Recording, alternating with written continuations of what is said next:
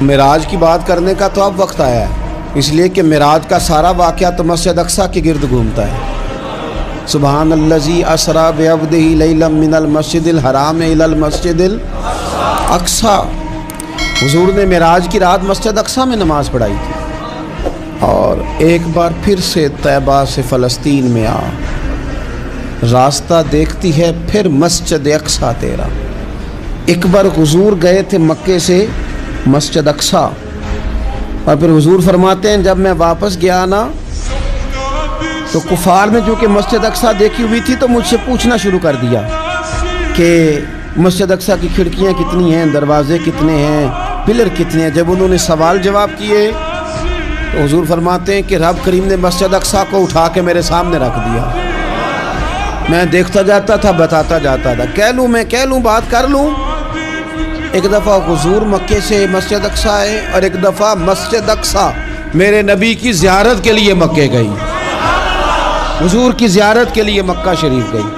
اور میرے نبی تو صرف کسی چیز کی طرف ایک دفعہ دیکھ لیں تو وہاں رحمت کے پھول کھلتے ہیں۔ مسجد اقصیٰ کی طرف منہ کر کے 17 مہینے میرے نبی نے نماز پڑھی ہے۔ مسلمانوں پتہ ہی کوئی نہیں، ہماری خبریں ہی اور ہیں، ہمارا درد ہی اور ہے، ہمیں پتہ ہی نہیں بم کہاں برس رہے ہیں، ہمیں یہ خبر ہی نہیں۔ اور میں اس دور میں تقریریں کر رہا ہوں جہاں سوتوں کو جگانا نہیں پڑتا، جاگتوں کو جگانا پڑتا ہے۔ سیانے لوگوں کو سمجھانا ہمارے ذمہ لگ گیا، کیا کرے؟ اس قوم کو سکھانا پڑتا ہے جسے پتہ سارا ہے، لیکن جان بوجھ کے آنکھیں ہماری بند ہیں۔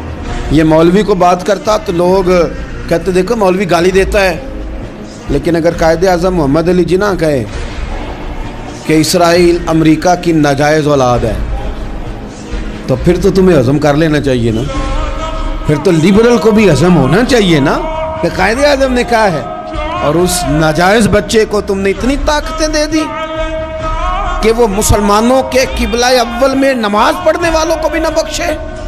کہاں گئی تمہاری وہ انسانی حقوق کی بڑی بڑی تنظیمیں، کدھر گئی؟ اور میرا پاکستانی میڈیا سے بھی سوال ہے، چند دن پہلے سیالکوٹ میں ایک واقعہ ہوا، ناانصافی ہو گئی جی، ناانصافی ہو گئی جی ایک بی بی کے ساتھ۔ ہر بندے نے شور مچایا، بڑے بڑے طوفان اٹھتے ہیں، کیوں ہوا جی کیوں ہوا؟ مسجد اقصیٰ کی توہین ہو گئی تو پھر طوفان کیوں نہیں اٹھا؟ ٹاک شو کیوں نہیں ہوئے؟ بحثیں کیوں نہیں ہوئی؟ میں اس موم بتی مافیا کا کیا کروں؟ ان لبرل لوگوں کا کیا کروں؟ ان کے سپورٹروں ووٹروں کا کیا کروں؟ ان سیاسی جماعتوں کے کارکنوں کو کیا نام دوں کہ جو ان فضول بحثوں میں تو وقت ضائع کرتے ہیں، اور وہ مسجد اقصیٰ جس کے بارے میں میرے نبی پاک صلی اللہ علیہ وسلم سے ایک صحابیہ نے پوچھا تھا، یا رسول اللہ مسجد اقصیٰ میں نماز پڑھنا کتنا کو بہتر ہے باقی نمازوں کے مقابلے میں؟ تو حضور نے فرمایا 1000 گنا بہتر ہے۔ بی بی عرض کرنے لگی، سونیا میں جا تو نہیں سکتی، دل بڑا کرتا ہے۔ حضور نے فرمایا جا نہیں سکتی تو وہاں تیل ہی بھجوا دے، جس میں حاضری لگوانے کی حضور بات کریں جس مسجد میں۔